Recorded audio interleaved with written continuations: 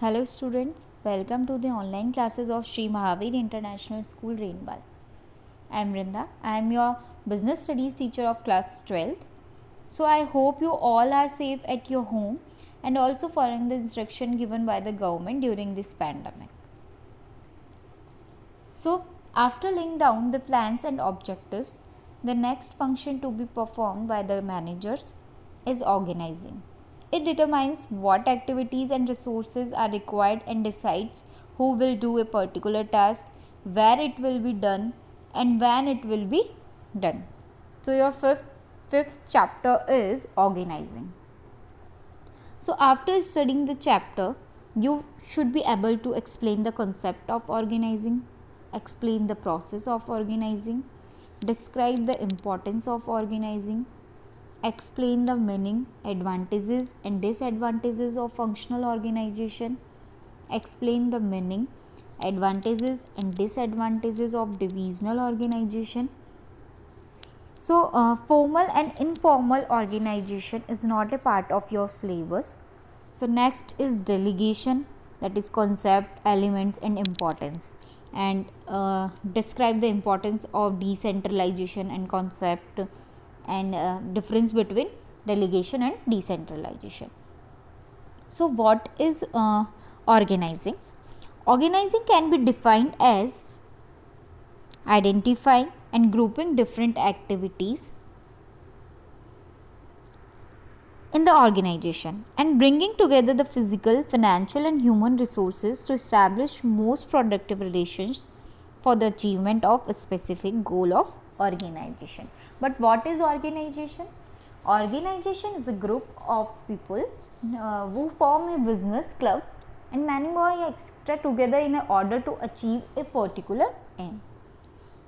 Organization is the process of identifying and grouping the work to be performed, defining and delegating responsibility and authority, and establishing relationships for the purpose of enabling people to work most effectively together in accomplishing objectives.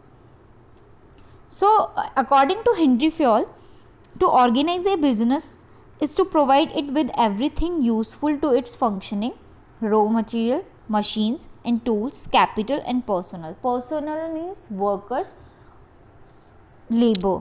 सो यहाँ पे according to Henry Fayol यहाँ क्या बता रहा है आपको कि business के लिए वो सभी यूज़फुल चीज़ें प्रोवाइड करवाना जो एक बिजनेस में बहुत ज़्यादा यूज़फुल है, that is raw material, machines, capital, tools and personnel. So in general words, organizing refers to arranging everything in orderly form and making most efficient use of resources. When the managers are performing organizing function, it results in creation of an organizational structure which shapes the system of working. So let us take an example to understand how organizing takes place. Have you ever paid attention to how the school fete which you enjoy so much actually takes place?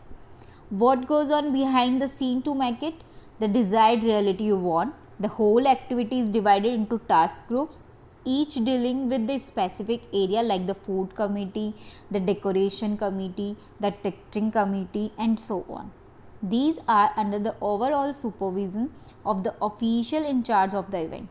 Coordinating relationships are established among the various groups to enable smooth interaction and clarity about each group's contribution towards the event. All the above activities are a part of the organizing function. And yes, like your school plans to conduct sports day or annual function, okay, all the teachers and students are assigned different duties. Various resources are arranged and a coordinator is appointed whom everyone report for the work done and pending. This whole arrangement is called organizing. Now, steps in the process of organizing.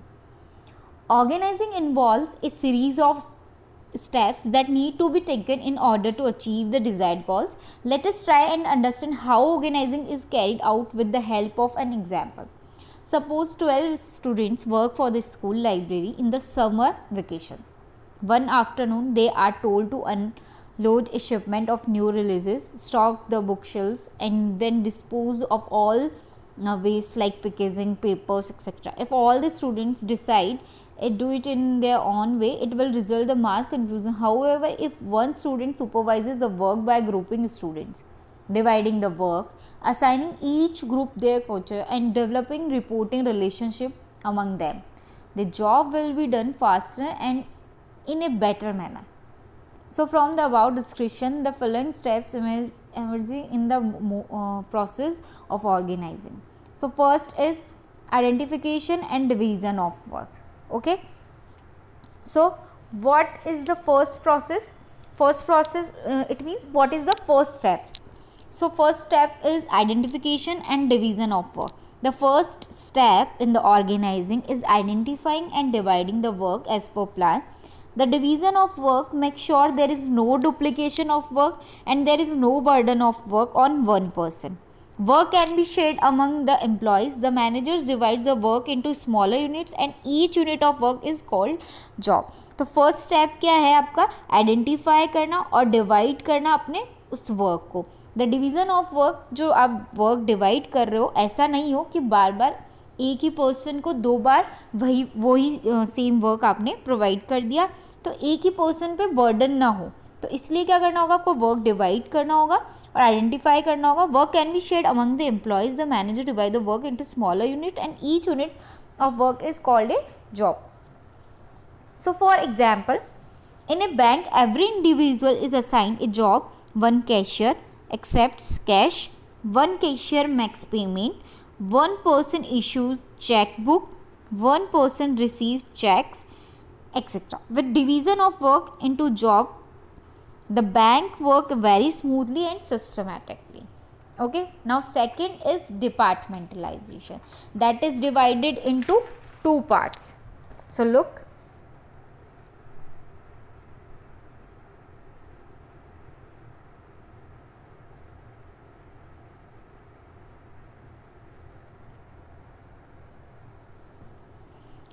Departmentalization, that is divided into two parts, functional and divisional. So first is based on function and divisional is based on products. So functional, like functional department, under this method jobs related to common functions are grouped under one department. For example, all the jobs related to production are grouped under production department, jobs related to sales are grouped under sales department, and so on.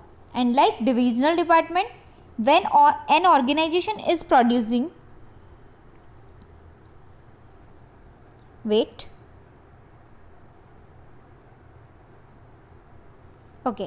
so when an organization is producing more than one type of product, then they prefer divisional departmentation.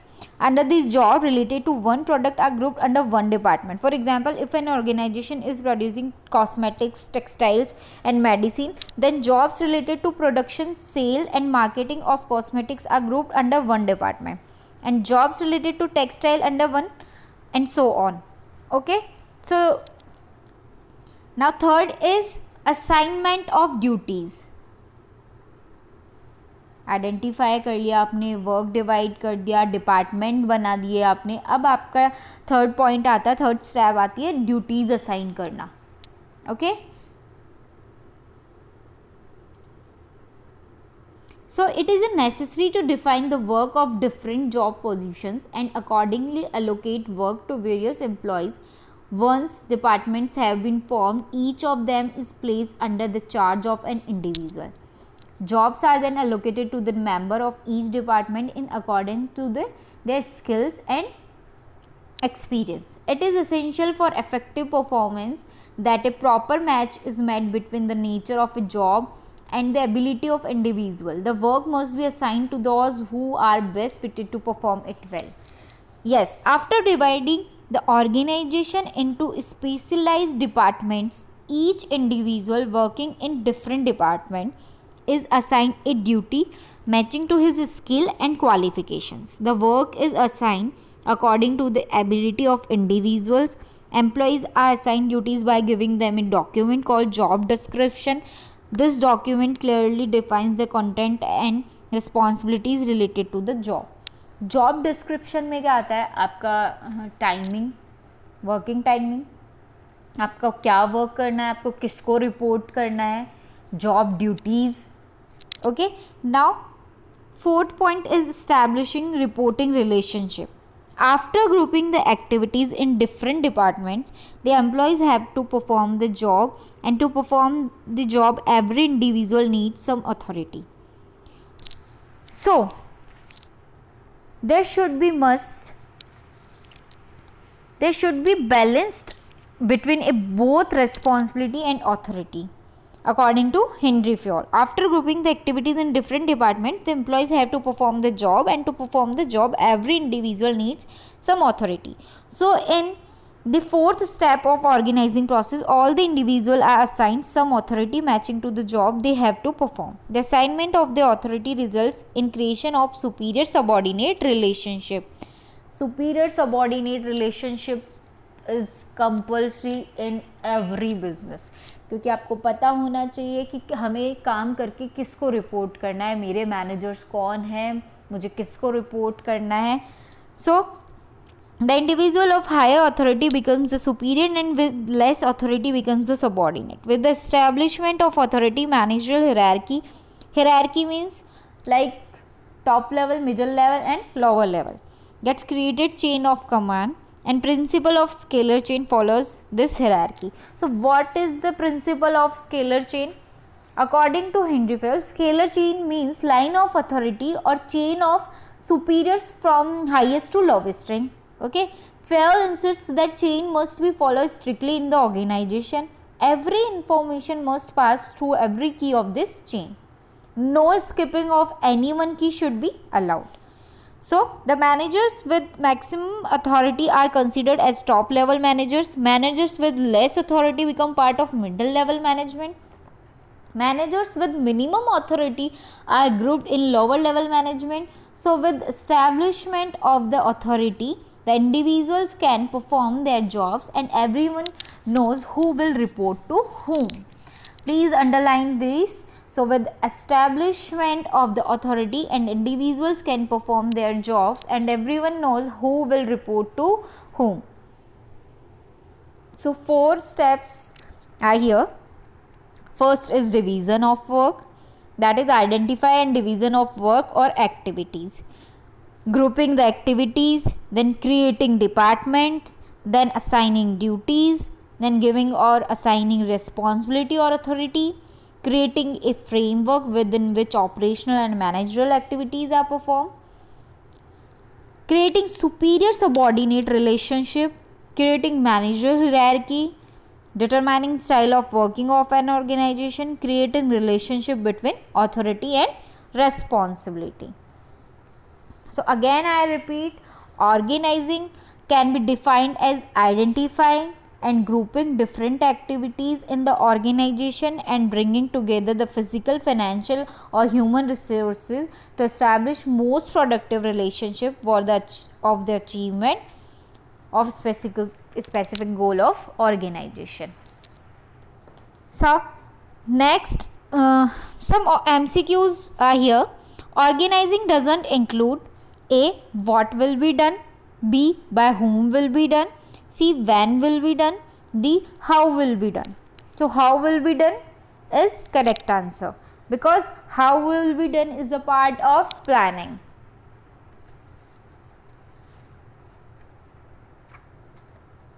Next topic is importance or significance of organizing. So first is benefits of specialization. You all know very well, in organizing every individual is assigned a part of total work and not the whole task, because organising process में आपका first step क्या था, identification and division of work, और सबको अपना अपना work divide कर दिया जाता है और सबको अपना काम पता होता है. सो every individual is assigned a part of total work, not the whole task. Due to this division of work into smaller units and assignment of unit according to the qualification leads to specialization. The specialization automatically comes when individual is performing one job repeatedly. जब आप एक ही काम को daily करोगे तो experience तो होना ही है और आप बहुत अच्छे से कर पाओगे उस वर्क को. Second is clarity in working relationship. In the organising function, yes, in the organizing function, it is clearly defines that what all and how much power and authority is enjoyed by different individuals or managers.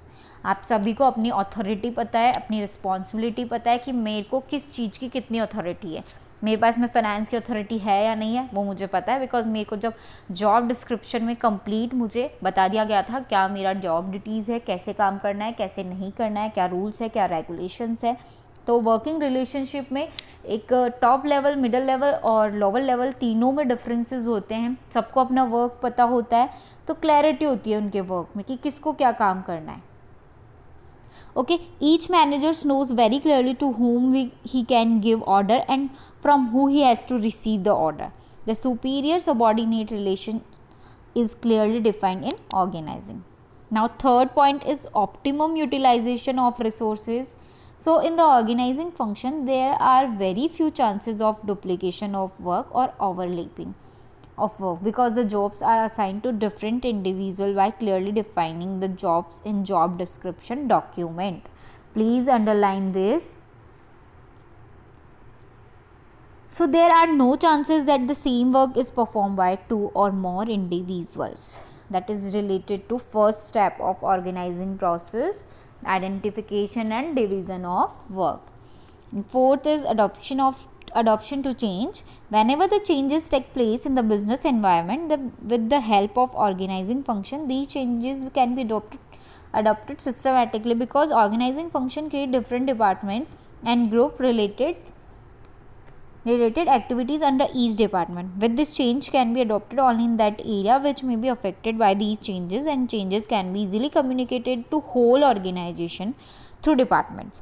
Organizational structure can be suitably modified according to changes. Like हम एक example लेते हैं कि production कोई product है, उसमें customer की demand आई, कुछ चेंजेस हो गई, डिमांड चेंज हो गई, तो आप अब उस प्रोडक्शन कस्टमर की डिमांड के अकॉर्डिंग करेंगे, तो प्रोडक्शन डिपार्टमेंट को पता चल जाएगा, तो प्रोडक्शन डिपार्टमेंट उसको उसमें चेंजेस लाएगा बिकॉज बिजनेस एनवायरनमेंट में थोड़ा चेंज आया है, कस्टमर की डिमांड चेंज हुई है, तो उस अकॉर्डिंग प्रोडक्शन में भी चेंज हो जाएगा.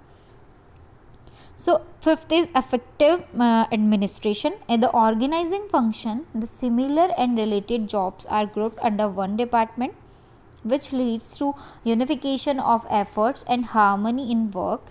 The organizing function establish relation between different departments, keeping in mind the coordination among different departments by bringing clarity in working relationship, administrative efficiency improver.